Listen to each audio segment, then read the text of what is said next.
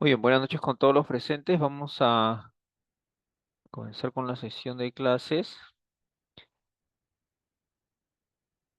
Muy bien. Bueno, quien les habla es el ingeniero Segundo Gamarra, quien va a estar a cargo del dictado del curso. Bueno, este curso no tiene prerequisitos, ¿no? O sea, se puede llevar en cualquier momento. También también pueden, bueno, como quien haciendo propaganda aquí al curso. También se puede llevar de manera libre, ¿no?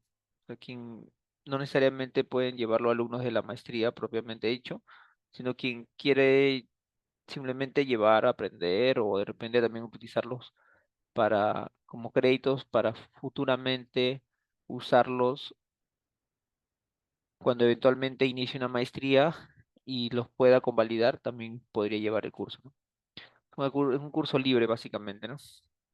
También se convierte en un curso libre. Muy bien. Bueno, más o menos los objetivos del curso es darle, digamos, una base, ¿no? Introductoria en lo que es las comunicaciones digitales. Entonces vamos a abordar un poco de lo que son las modulaciones analógicas y vamos a tratar siempre de hacer la parte de la simulación, ¿no? Entonces se hace, digamos, un aspecto de teoría, ¿no? Un aspecto teórico y luego nos vamos a hacer las simulaciones, ¿no? De la teoría que se haya planteado, ¿no? Entonces, siempre buscando ahí, digamos, encontrar la parte, digamos, científica, ¿no? De cómo es que se concibe el tema de las modulaciones, dependiendo del tipo de modulación que se esté tratando, ¿no? Entonces, vamos a abarcar todas las modulaciones analógicas y también vamos a ver parte de cómo se concibe una modulación digital, ¿no? Ya, entonces ahí hay una serie, digamos, de tópicos que se van a ir tratando. Vamos a trabajar para el tema de las simulaciones, vamos a trabajar con el programa MATLAB, ¿no? Pero eventualmente, si es que en los trabajos desean hacerlo con otro software, no hay problema, ¿no? O sea, realmente con cualquier software que ustedes quieran utilizar, pueden hacer sus aplicaciones. Varios de los códigos que yo tengo ya hechos aquí, que se ha hecho para el curso. El, bueno, tampoco no es que, digamos, todo lo hemos programado, también hemos tomado como referencia de otros materiales, ¿no? Y luego se ha ido complementando algunas ideas. Lo hemos hecho en el MATLAB, ¿no? Muy bien. Bueno, el sistema de calificación, ¿no? Es examen parcial 30%, examen final 40%, y también dejamos algunos trabajos, entonces todo eso lo promediamos y sale 30%, ¿no? En total 100%, de ahí sale el promedio total, ¿no? Ya los trabajos siempre se están dejando ahí en la plataforma para que puedan trabajarlos. El, yo normalmente trabajo con una plantilla, ya una plantilla de, digamos, de látex, ya. Entonces ahí después yo les voy a explicar un poco de cómo es que se usa la plantilla. Bien, una consulta, ¿ustedes qué tan familiarizados están con el tema de látex? A ver si me pueden dar en el chat de repente, pueden dar un comentario.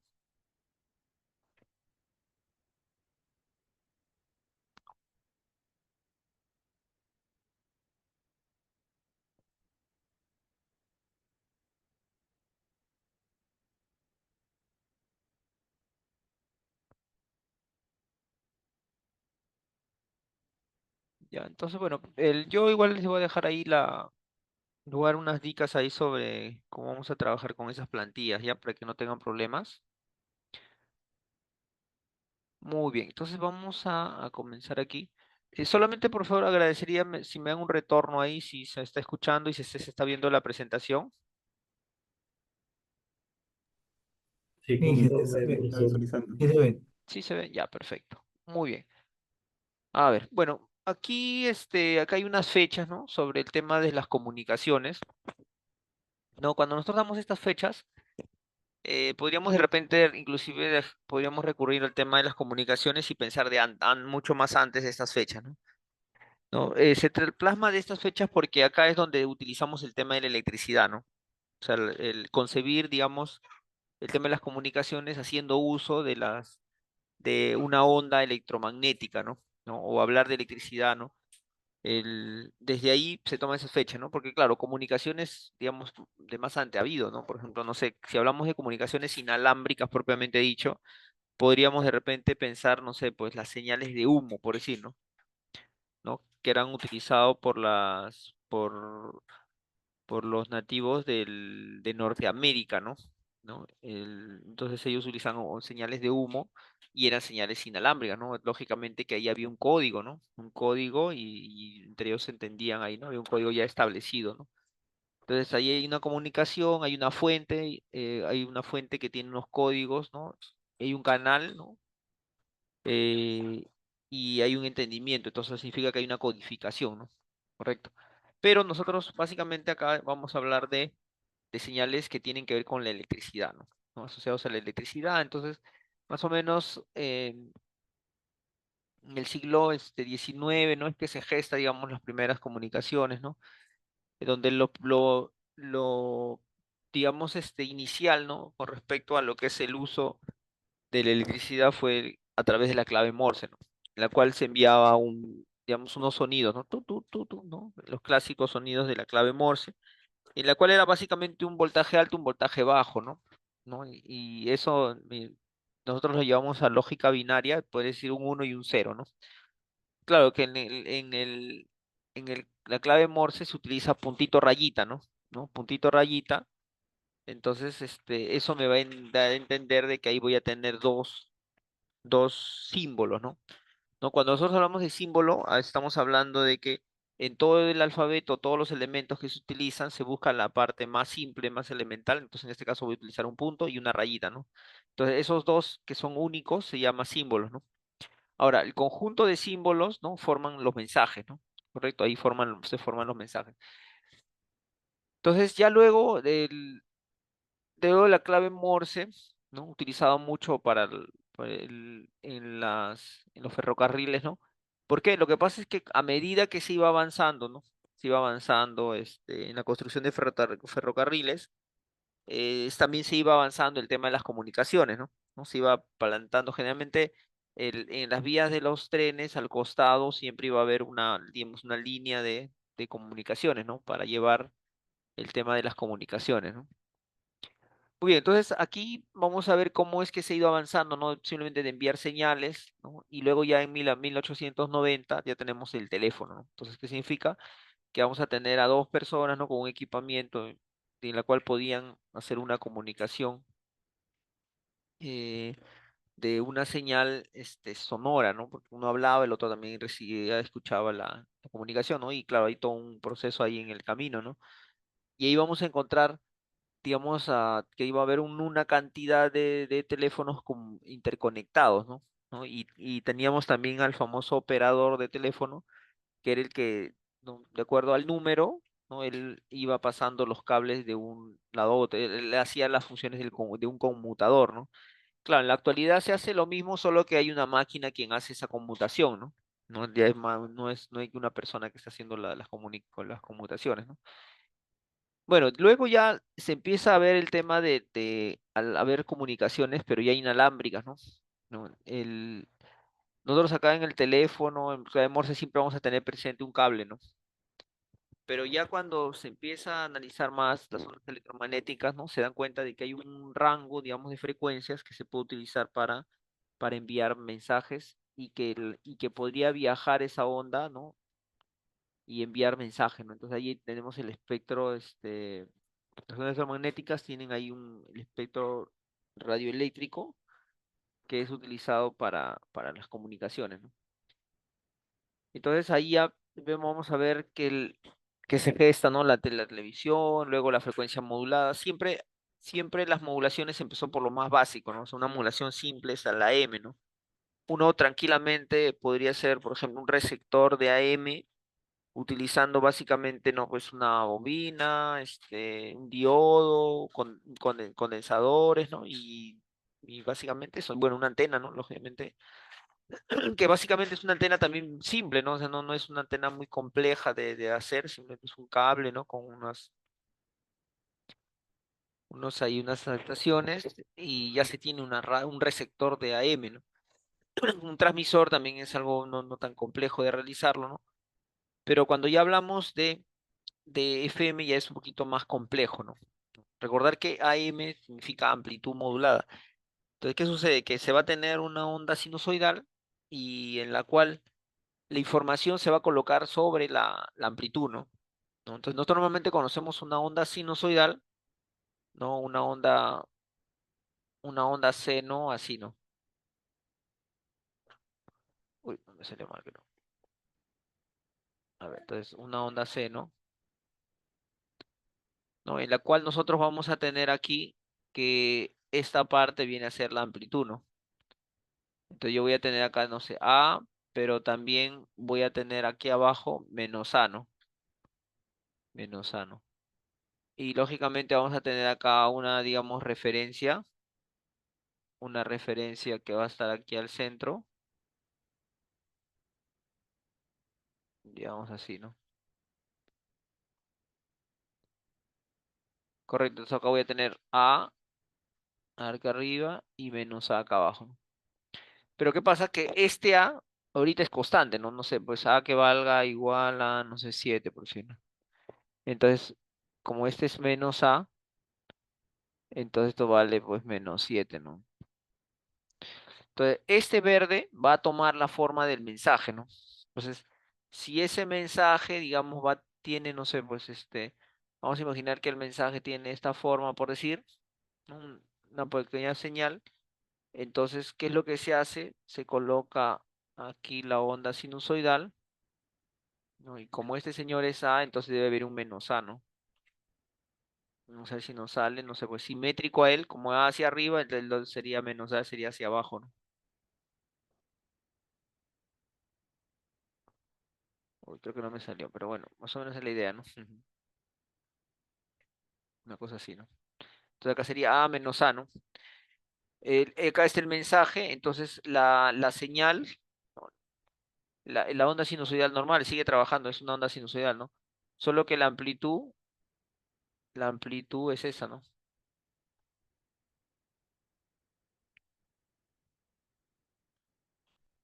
¿No? Entonces en la amplitud está el mensaje, ¿no? O sea, la frecuencia no va a cambiar, ¿no? Lo que está cambiando es la amplitud nada más. Entonces, en la amplitud este sería el mensaje, o sea, decir, tu mensaje, que podría ser un MDT, por decir, es dado por quién, por la amplitud, ¿no? O sea, la amplitud es el MDT, ¿no? Correcto.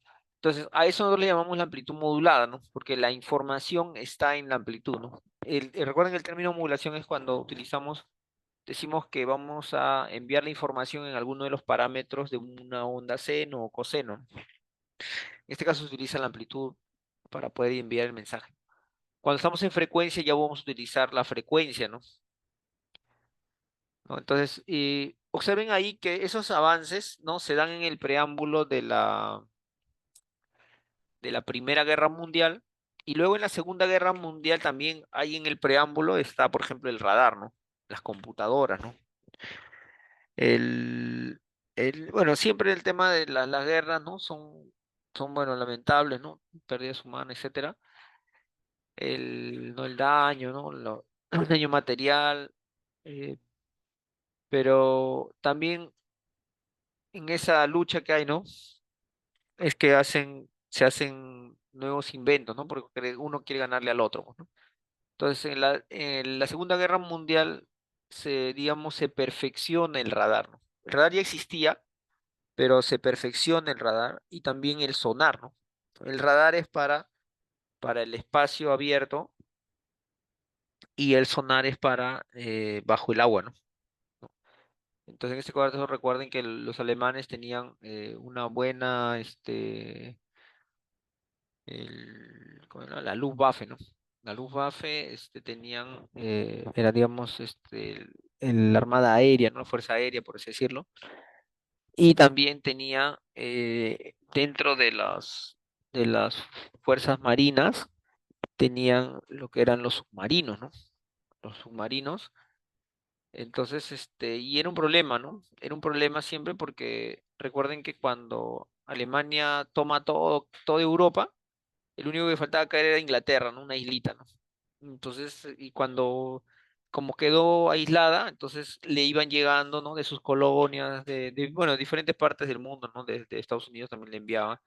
La única manera era barco, pues, ¿no? Entonces enviaban provisiones para que siga subsistiendo, ¿no? De sus colonias, ¿no? De todo Sudáfrica, de toda África enviaban, ¿no? Suministros, ¿no? Entonces el problema ahí, ¿cuál era? Los submarinos, ¿no? Los submarinos estaban bajo el agua y esperando a que vengan, ¿no? Y cuando pasaban ellos salían, ¿no? Y iban causando ahí destrozos, ¿no? Entonces el problema era cómo localizábamos esos submarinos, ¿no? Cómo saber que están abajo, dónde están, ¿no? No se sabía, no se podía. Habían, digamos, formas, ¿no? Pero todavía no tan sofisticadas, ¿no? Entonces, ¿qué pasa? Que ahí es donde se desarrolla el sonar, ¿no? Entonces, de tal manera que con el sonar ya sabían dónde estaban los submarinos, ya no tenía sentido, ¿no? Entonces, al final, por ahí ya los alemanes ya, digamos, pierden, ¿no? Cuando pierde, digamos, la iniciativa, ¿no? De tener esos submarinos, ya no tenía sentido, ¿no? Porque eran detectados, ¿no? Y el radar lo mismo, ¿no? O sea, con los aviones iban y bombardeaban ciudades, pero no se sabía a qué hora iban a llegar, ¿no? Entonces con el radar, ¿no? A grandes distancias, ¿no? Se podía saber en qué dirección era que venían los aviones, ¿no? Al inicio los radares no eran tan, digamos, tan sofisticados que podía ser un grupo de palomas y podía ser interpretado como si fueran aviones, ¿no? Pero luego, ¿no? Se fue perfeccionando, perfeccionando, tanto así que tanto el sonar, ¿no? Y tanto el radar, cuando se perfeccionaron, digamos, mellaron mucho esa iniciativa, ¿no? Que inicialmente tenían los alemanes, ¿no? Lo mismo los códigos, ¿no? O sea, para poder comunicarse, ¿no? De un punto a otro, los alemanes tenían también muy desarrollado sus comunicaciones, ¿no? O sea, estaban codificadas, ¿no? O sea, es decir, uno podía tener una antena, ¿no? De acuerdo a las frecuencias, ¿no? Hacer un barrido de frecuencias y saber qué está enviando, ¿no? Pero el tema es que cuando tú escuchabas, ¿no? Escuchabas y no se entendía, pues, ¿no? No se entendía, estaba codificado, ¿no? O sea, es decir, una letra A te aplicaba ahí una matemática y salía otro número, ¿no? ¿No? Esto está codificado, ¿no? Cuando hablamos codificado significa que hay mensajes, ¿no? Las letras tienen un alfabeto y a ese alfabeto al final son números, ¿no? Y a los números uno le puede aplicar una fórmula matemática y los cambia, pues totalmente, ¿no? ¿No? Es como decir que yo tengo un 5, ¿no? Y le pongo un f de 5, ¿no? Donde el f, la función, tengo una regla de correspondencia que solo yo la sé, ¿no? Y cuando llega al final se hace el proceso inverso, ¿no? Entonces, a eso le llamamos codificación, ¿no? O también, por ejemplo, le decimos encriptación, que básicamente es, no igual, ¿no? O sea, la encriptación significa que tienes que proteger esa información, por lo cual pasas un proceso matemático muy complejo para que nadie lo entienda, ¿no? Porque nadie lo interprete, ¿no? Entonces, ¿qué pasaba? En la Segunda Guerra Mundial también pasó eso, ¿no? Que podían escuchar los mensajes, pero no se entendía, ¿no? ¿No? Entonces ahí se utilizó mucho el tema de querer saber, ¿no? Entonces, para eso el señor, ¿cómo se llama? Alan Turing, ¿no? El señor Alan Turing, digamos, es uno de los pioneros, ¿no? En concebir la creación de una computadora, ¿no? ¿Para qué? Para poder descifrar esos códigos. Entonces, cuando se logró encontrar, el lograr descifrar los mensajes de los alemanes, bueno, ya había una ventaja, ¿no? Entonces, miren cómo con tecnología, ¿no? Le logran ganar la guerra, no es solamente un tema de mejor ejército, ¿no? Sino también hay un ejército ahí que jugó, ¿no? Con estas innovaciones, ¿no? ¿No? Porque si tú sabes qué es lo que habla el enemigo, bueno, pues tiene mucho ya de saber, ¿no? No sé si ustedes vieron esa película que se llama El Código Enigma, no sé si lo lograron, si vieron esa película, ¿no? Hacen una reflexión final, ¿no? De que ya era un tema estadístico, ¿no? porque si bien es cierto, los alemanes podían saber, de repente, saber que ya habían descubierto sus códigos, ¿no? Pero aplicaban estadísticamente para saber dónde utilizar la información y dónde no utilizarla, ¿no? Muy bien, bueno, entonces ahí, ahí está cerca, ¿no? Esos años de la Primera y la Segunda Guerra Mundial con esos inventos, ¿no? Inventos porque, bueno, no existían, ¿no? Se inventaron. Y bueno, luego ya se formaliza el tema de la teoría de las teorías de la información, ¿no?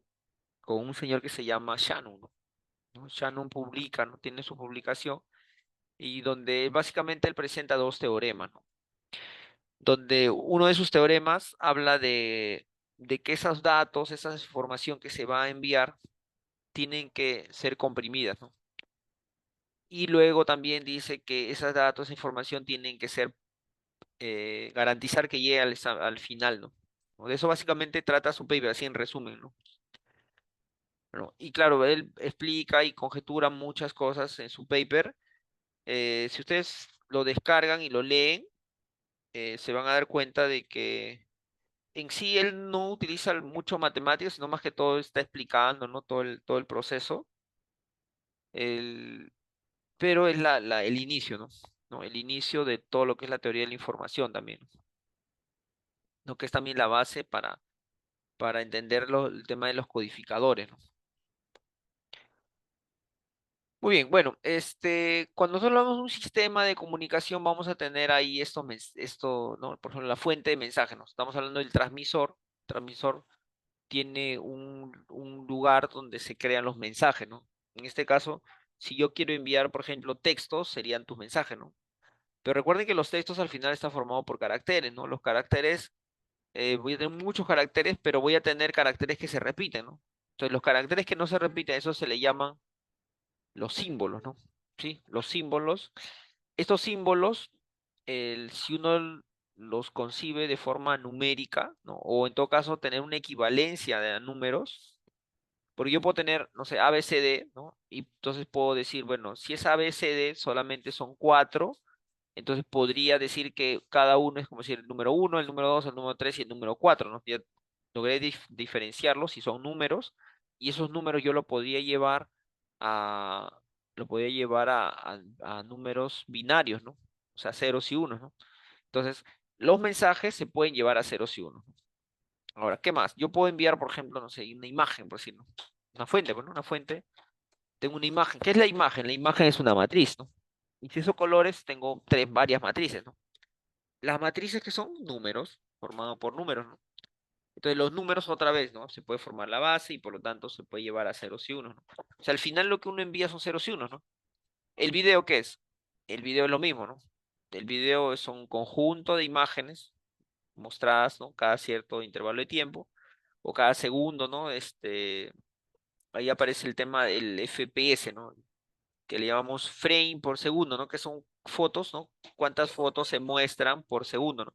Entonces, en esa lógica, esas fotos que se van mostrando son matrices, ¿no? Y las matrices son números, entonces voy a tener que un video al final son números, ¿no? O sea, ¿qué quiere decir? Que los mensajes, las imágenes, los videos, ¿no? Todos al final se llevan a ceros y unos. Entonces, ¿qué pasa? Que esos ceros y unos vendrían a ser, digamos, son los eh, elementos básicos para formar todos los mensajes. Y acá viene el tema, ¿se acuerdan que les estaba comentando de este señor Shannon? Él, por ejemplo, uno de sus primeros postulados de Shannon es la codificación de la fuente, ¿no? Codificación de la fuente. Todo lo que está en la fuente, eh, cuando nosotros hablamos de la codificación, significa que lo vamos a compactar, ¿sí? O sea, es decir, vamos a hacer que se vuelva más pequeño. ¿Estamos? Porque al final la compactación o el sipeo, ¿no? Que se le hace, o la compresión, viene a ser un algoritmo, ¿no? Que son números, ¿no? Que se le hace, a todos los números se le hace un proceso matemático.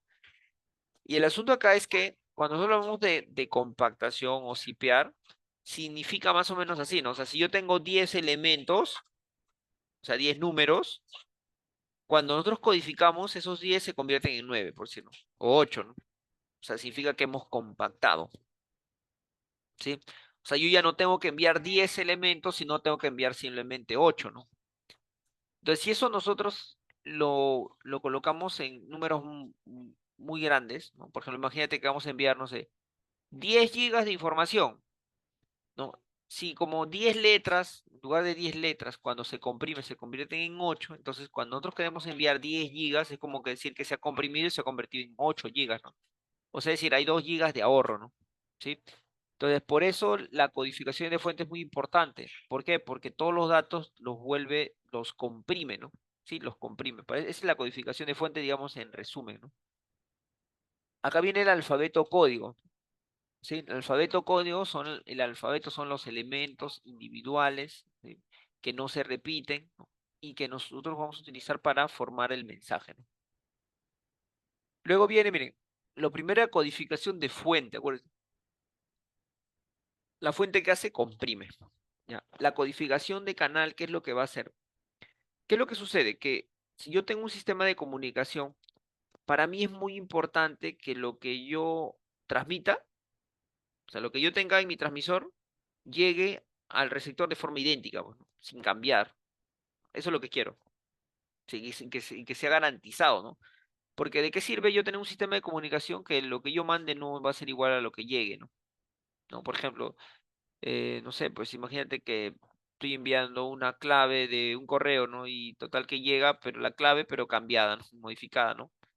Entonces, yo necesito garantizar que lo que yo que esté recibiendo en el receptor sea idéntico o muy próximo a lo que tú me enviaste, ¿no? O sea, lo que salió del transmisor, ¿no? Entonces, la teoría que se encarga, digamos, de garantizar que lo que llegue sea idéntico a lo que se transmitió, se llama codificación de canal, ¿no? ¿En qué va a consistir? Primero en detectar si hay errores, ¿no? ¿Qué sucede? Que los datos se envían por un grupo de números, ¿no? O una trama o un paquete que se llama, ¿no? Yo envío todo un paquete y ¿qué pasa? Que ese paquete podría tener números cerrados, ¿no? Sí, podría tener números cerrados. ¿Por qué erraría, no? ¿Qué es lo que sucede? Que los datos al viajar pueden ser sometidos, pues, no sé, a un rayo, no sé, que va a hacer que haya una pérdida, ¿no? ¿Sí? O sea, que se vaya desvaneciendo, eso es el desvanecimiento, ¿no? ¿No? Es decir, o sea, la intensidad, digamos, de esa señal empieza a disminuir, ¿no? ¿Sí? Te voy a tener, digamos, interferencias, ¿no? Voy a tener ruido, ¿no? Entonces, el ruido que hace que cambien los valores, ¿no? O sea, todos esos números que están siendo enviados pueden cambiar, ¿no? Sí, pueden cambiar. Entonces, en la lectura final voy a tener otros números, ¿no? Entonces, ¿qué pasa con los codificadores de canales? Ellos lo que hacen es, primero detectan si el paquete que estás enviando tiene errores.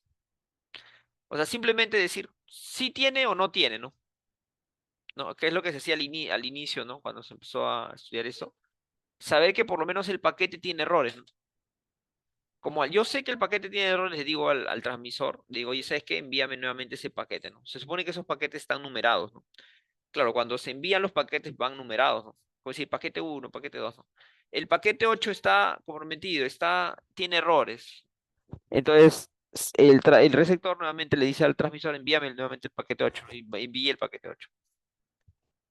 Ya, pero ¿qué pasa? Que, ya, perfecto, ya detecté que hay errores. Oye, pero de repente el error solamente fue que se cambió un cero por un uno, ¿no? O sea, por algo tan simple no le voy a pedir al transmisor que me envíe todo un paquetón, ¿no? Imagínate tu paquete, no sé, pues, estás enviando 1000 datos, ¿no? Y resulta que de esos 1000 datos me doy cuenta de que hay un uno se cambió por un cero, ¿no? Entonces, y por eso voy a tener que decirle que nuevamente me envíen los 1000 datos, ¿no? Entonces no sería muy práctico, ¿no? Entonces, ¿qué pasa? Que hay codificadores que lo que hacen es, primero detectan si hay error, ¿no? Cuando ya encontraron que hay error en el paquete, lo que se le hace el proceso de, a eso se le llama corregir errores, ¿sí? O sea, detecto el error y también lo puedo corregir, ¿no? ¿Ya? Entonces, eso ahí es muy interesante, la parte del, de, de saber, ¿no? Pero bueno, se sabe que hay un error y se sabe, y en ese momento, ojo, sin necesidad de decirle al transmisor, envíame nuevamente el paquete, en el receptor se logra corregir el error, o sea, detectarlo, ubicarlo y corregirlo, ¿no? ¿Sí? ¿Y eso cómo se hace? Ahorita más o menos le voy a explicar, miren. Un ejemplo así nomás, ¿no? Miren, por ejemplo, vamos a imaginémonos lo siguiente, ¿ya? Mira, imagínate que lo que yo voy a enviar es una foto, ¿ya? Digamos, la foto lo parto en dos partes, así. Yo tengo que enviar la foto sería A con B, ¿no? Juntas. Recuerden que A es una matriz, pues, ¿no? Una matriz, esto formado por puros números. Entonces, ¿qué es lo que hace?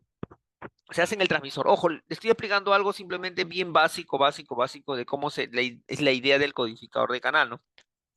Entonces, cuando tú vas a enviar tu paquete, ¿no? ¿Se acuerdan que les decía que se envía un paquete, una trama de números?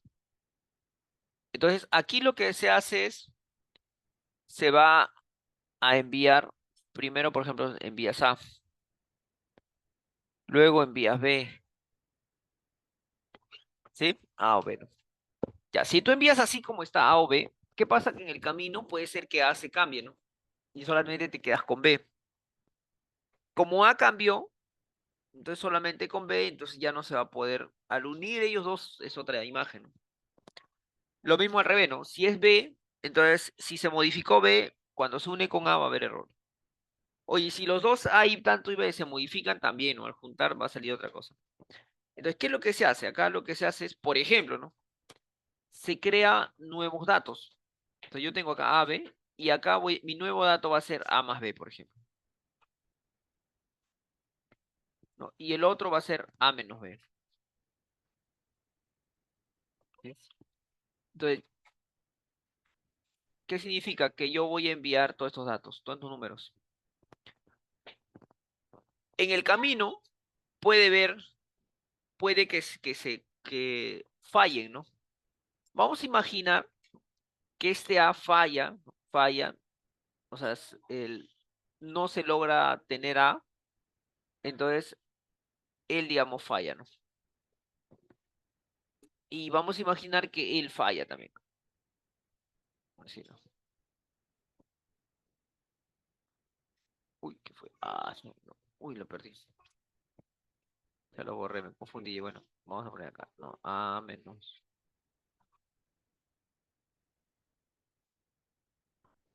Ya está. Entonces, vamos a imaginar, ¿sí? Vamos a imaginar que este señor se pierde, este también se pierde, ¿no? Y solamente me quedan ellos. Entonces, ¿qué pasa? Que con estos dos números, ¿no? Tú aplicas matemática, ¿no? Tú sumas estos dos elementos, te queda A más B más A menos B, sabes que el B con el menos B se va, el A lo divido entre dos y tengo A, ¿no? O sea, es decir, yo los sumé y los dividí entre dos y me dio A, ¿no? Y ve cómo lo voy a obtener. Algo muy parecido, ¿no? En lugar de sumar, los voy a restar, ¿no? Y luego los voy a dividir entre dos, ¿no? Entonces, este es el principio de un codificador, miren.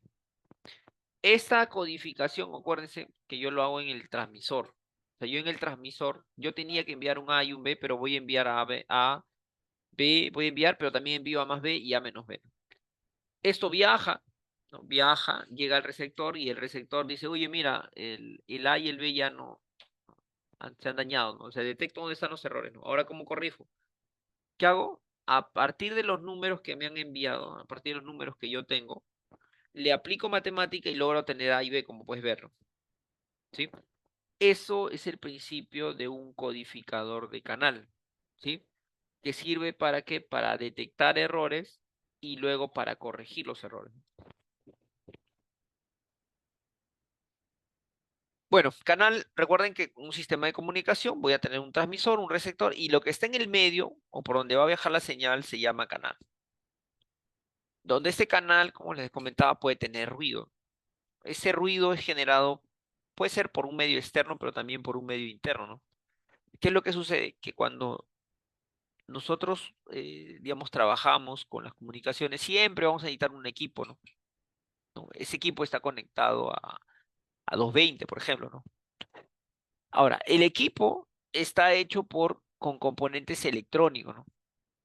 Entonces, ¿qué pasa? Que ustedes saben que los semiconductores se basan en lo que son, uno de los parámetros es la temperatura, ¿no? Entonces, hay algo que se llama ruido térmico, ¿no? O sea, el ruido es generado por la temperatura, ¿no? ¿Sí? O sea, es decir, sin haber transmitido, solamente por el hecho de utilizar electrónica, ya vamos a insertarle un ruido, ¿no? ¿Sí? ¿No? Un ruido térmico, ¿no? ¿No? Luego vamos a tener interferencia, vamos a tener distorsión, limitación de potencia, ¿no? Recuerden que cuando tenemos un sistema de comunicación y no tengo 220, ¿no? Entonces voy a utilizar baterías, por ejemplo, ¿no? Entonces, ahí nosotros vamos a tener una limitación de la potencia, ¿no? Está diseñado para cierta potencia, ¿no? Ya, la distorsión, bueno, las interferencias, ¿no? Por ejemplo, ¿qué pasa? Que a veces el, inicialmente se construyen, digamos, dos torres, ¿no? Para enviar información, pero ¿qué pasa? Que en el tiempo las ciudades van creciendo, ¿no? Y resulta que en la línea vista que tenían estas dos antenas, no sé, ahora se está construyendo un edificio, ¿no? Ya no hay línea de vista, pues, ¿no? Entonces son situaciones que al inicio, cuando uno consigue el proyecto, no se habían tomado en cuenta, solo que después, al crecer, ¿no? Lo mismo, ¿no? Un árbol de repente, ¿no? Está pequeño, ¿no? Pero en el tiempo va creciendo, creciendo y también puede generar una interferencia, ¿no? Muy bien. Bueno, y a ver, acá les comento sobre el tema de la teoría de la información, ¿no? Sobre la teoría de la información.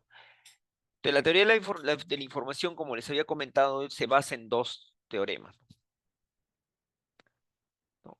El primer teorema habla de la codificación sin ruido o de compresión. O sea, aquí el codificador lo que hace es comprime la información. ¿Sí? Va a comprimir la información. Estamos, él es un compresor. ¿No? El caso evidente, por ejemplo, de compresores es, no sé, pues, tengo un archivo de video y lo convierte en MP4. O tengo un archivo de audio y lo convierte en MP3. ¿No? O tengo una imagen y lo convierto en JPG. Esas imágenes JPG, puntos raros, puntos .si, a eso se le llama, esos archivos están comprimidos, ¿no? O sea, ¿qué quiere decir? Que si tú te pones a analizar un archivo, por ejemplo, no sé, una imagen, ¿no? Y tú tratas de mostrar los números que están guardados, pero ojo, después de haber sido codificado, no os va a mostrar la imagen original, ¿no? Porque previamente eso tienes que descodificarlo, ¿no? Muy bien. Bueno, y el segundo teorema, ¿no? El segundo teorema es el teorema del codificador con ruido, ¿no? O sea, ¿qué quiere decir? Que ya no es solo en el transmisor, ¿no?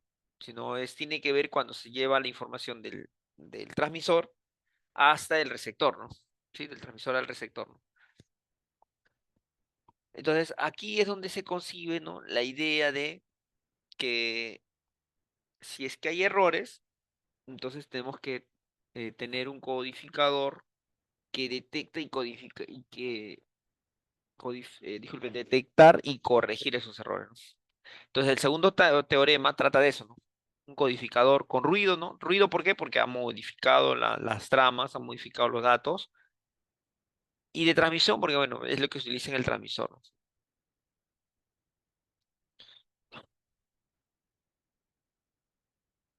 Muy bien. Vamos a ver, vamos a ir con una idea, digamos, precursora, ¿no? Que viene a ser esto de acá.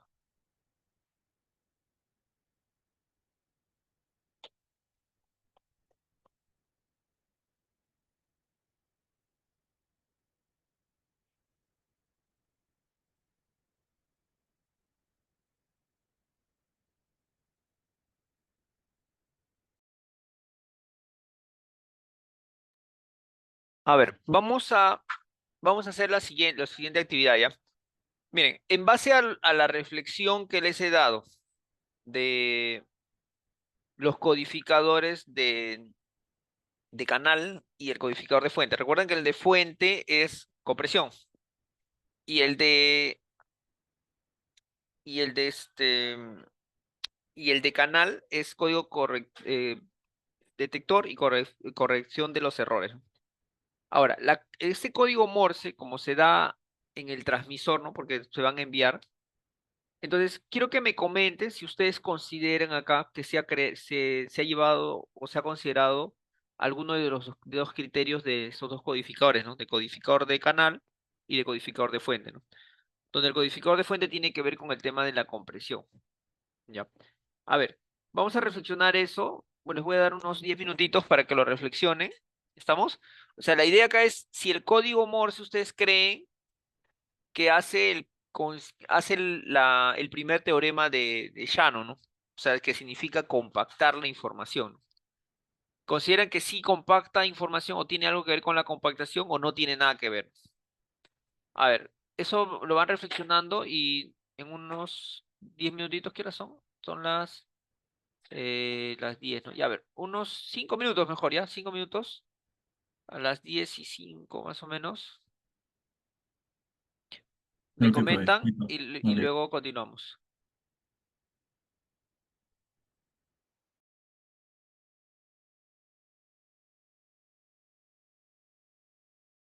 Y podría ser que las letras no son uniformes, ¿no? Cada letra tiene diferentes códigos, no respeta una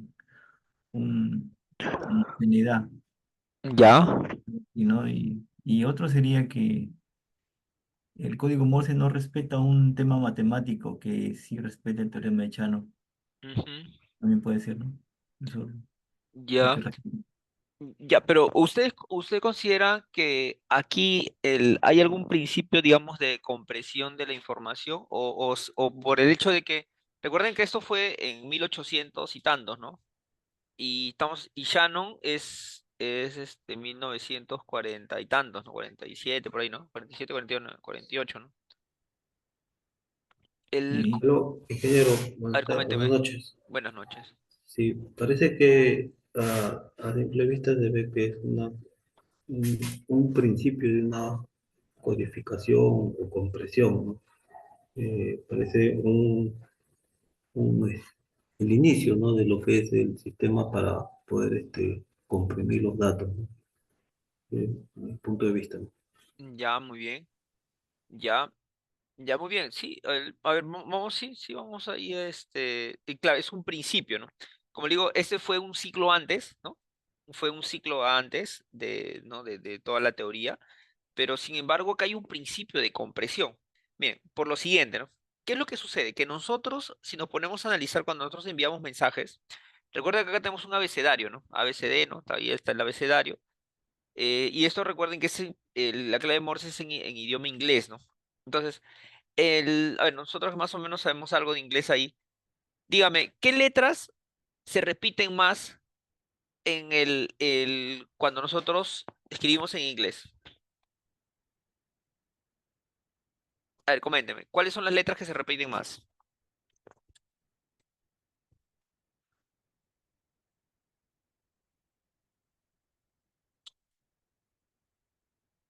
Sí, por ejemplo, no sé, pues, cualquier frase, ¿no? Cualquier frase en inglés, no sé, los días de la semana, por ejemplo, no sé, eh, no sé, Wednesday, ¿no? Miércoles, ¿no? Si nosotros observamos, lo que más se repite, ¿no? En cualquiera, en una oración, veamos una oración cualquiera en inglés y nos vamos a dar cuenta que lo que más se repite son las vocales, ¿cierto o no? ¿Sí? Sí. Y dentro de las vocales A, E, I, O, U, la vocal que más se repite, ¿cuál es? La A, la E, ¿cierto? ¿Sí? Muy bien. Entonces, quiero que observen, miren, esos códigos, miren, imagínense, nosotros vamos a enviar, ¿no? Un mensaje, ¿no? Digamos, el mensaje va a ser el siguiente. Va a decir, no sé, estoy enviando 5 cajas de, no sé, de vino, 7 tarros de tal, ¿no? Una lista, digamos, de paquetes que está enviando, ¿no? Digamos, una encomienda, ¿no? Ese es el mensaje que se está enviando, ¿no? Entonces, en ese mensaje se van a utilizar muchas letras, ¿no? Pero las que más se van a utilizar sabemos que son las vocales, ¿correcto? Y recuerden que el operador va a estar que teclee, teclee, ¿no? Ti, ti, ti, ti, ti, ta, listo. Entonces, ¿qué pasa? Que si en el mensaje voy a utilizar muchas veces la letra E, ¿correcto? Entonces, miren el código de Morse. Para la letra que utiliza mucho, mucho, mucho, que es la E, le asigno un código bien pequeño, ¿no? O sea, un puntito, ¿no? Como la E se utiliza mucho, entonces yo le pongo un puntito, nada más, ¿no? Entonces, eso me da la idea de que está comprimiendo la información, ¿no? ¿Sí? En cambio, para una letra que casi no lo utiliza, o que se utiliza muy poco, por ejemplo, la Q, ¿no? Esta de acá. La Q, ¿no? Si nosotros nos podemos a observar las letras en inglés, ¿no? ¿Cuántas empezarán con Q, ¿no? ¿No? Con Q son muy pocas, ¿no? Con Q son muy pocas, ¿no? O sea, muy poco se utiliza la Q, ¿no? ¿No? Lo mismo, por ejemplo, no sé, pues, la J, ¿no? La J se utiliza muy poco. Entonces, ¿qué es lo que sucede? Que cuando estamos frente a una letra que se utiliza muy poco, le pongo un código más largo, ¿no? De tal manera que las letras que se repiten mucho, les pongo códigos más pequeños, ¿no? Más pequeños, ¿no? ¿Sí? Ahora, si yo utilizaría unos códigos uniformes, ¿no? O sea, ¿qué quiere decir? Que una misma cantidad de elementos, ¿no? Para cada símbolo, ¿no? Entonces ahí no tendría un principio de compresión, ¿no? Pero ¿qué pasa? Que con los tamaños de cada uno de estos códigos asociados a cada letra son pequeños, ¿no? Y son grandes, ¿no? La E, un punto. La, la K, la Q, cuatro elementos, ¿no? La Y, cuatro elementos, ¿no? ¿Sí? O sea, no son uniformes, ¿no? Unos más pequeños, otros son más grandes, ¿no? ¿Y por qué se ha hecho ese principio? Para compactar, pues, ¿no? Para comprimir. Con eso hacemos la compactación, ¿no? Como utilizo mucha C, le pongo pocos símbolos. Y al que lo utilizo casi nada, le pongo un símbolo grande, ¿no? ¿No? Entonces, al que utilizo mucho, poquito, poquito, poquito, entonces estoy comprimiendo. ¿Se da cuenta? O sea, digamos, es una forma primitiva, bien básica, ¿no? De ver la compresión acá, ¿no? ¿No? Que lo concibió Morse mucho antes de Shannon, ¿no? Bueno, Shannon realmente es como que él hace una suma, ¿no? De todo lo que ve en el momento, que ya existe, ¿no? Y sobre eso él empieza a hacer cosas, solo que él lo formaliza, ¿no? ¿No? Entonces Shannon es una especie de un Euclides de la geometría, ¿no? No sé si ustedes recordarán la geometría. Miren, Euclides es un griego, ¿cierto? ¿No? Grecia, más o menos, estamos hablando, creo que es ¿cuál será? 500 antes de Cristo, más o menos, ¿no? Pero la geometría ya existía más antes, ¿no? O sea, 1000 años antes, 1500, ¿no? Se ve, creo, en las culturas de Mesopotamia, por ejemplo, ¿no? Que ellos son 1000 o 1500 antes de Cristo, ¿no? Y ahí se ve el uso de la geometría, ¿no? Entonces, Euclides lo que hace es, él toma todo lo que ya existía, ¿no? Y agarra y crea sus postulados, ¿no? Y crea ahí sus postulados de Euclides, ¿no? Que básicamente es una suma de lo que existía más complementó, solo que lo formalizó, ¿no? Entonces, Shannon hace algo parecido, ¿no? Shannon ve qué es lo que hay, ¿no? Qué es lo que se ha hecho, qué es lo que se usa, ¿no? Y lo formaliza, ¿no? Y claro, sobre eso empieza a hacer cosas más adelante, ¿no? Muy bien, entonces eso es la idea, digamos, precursora de Morse. Como pueden ver, hay un principio ahí de compactación, ¿no? Un principio de compactación bien simple, pero ahí está dado el principio de compactación. Y recuerden que nosotros tenemos que comparar, ¿no? Con un código, digamos, simétrico. O sea, ¿qué quiere decir? Que yo cuando hablo de código homogéneo, hablo de un código que va a utilizar la misma cantidad de elementos para cada uno de los símbolos que tiene, ¿no? ¿Sí? Por ejemplo, ¿no? Si yo hablo de binario, ¿no?